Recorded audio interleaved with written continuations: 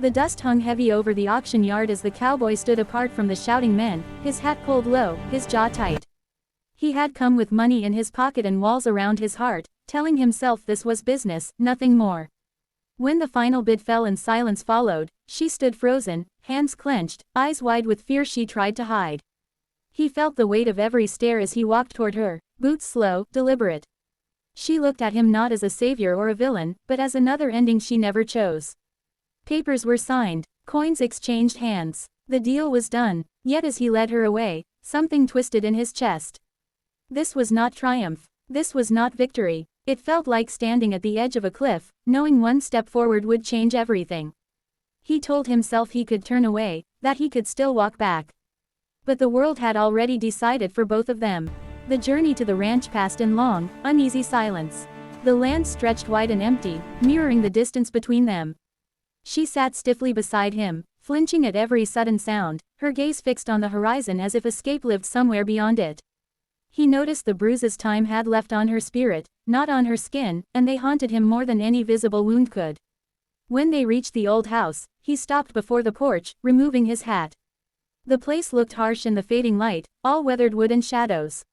He knelt, not in command, not in ownership, but to speak her name gently, to tell her she was safe here. That was when her scream tore through the air, raw, terrified, unstoppable. It echoed across the fields, cutting deeper than any blade. In that sound, he heard everything he had ignored: fear, loss, and a life broken by choices made by others. Her scream left him frozen, shame flooding his veins. He rose slowly, backing away as if he were the danger she feared. For the first time in years, the cowboy felt small. He realized no contract could silence fear, no money could buy trust. That night, he left her alone in the house and slept in the barn, staring at the rafters, replaying the sound over and over. By dawn, the ranch felt different, as if it were watching him, waiting.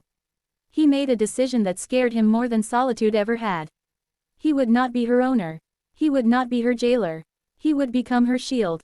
When he returned to the house, he spoke softly, promising her freedom to leave, food without obligation, space without fear. She didn't believe him, not yet, but something in his voice slowed her shaking. It was the first crack in the wall between them. Days passed, then weeks. The scream became a memory, but its echo guided every step he took. He worked harder, spoke less, listened more. Slowly, she began to walk the land, to breathe without looking over her shoulder. Trust grew not from grand gestures, but from quiet consistency.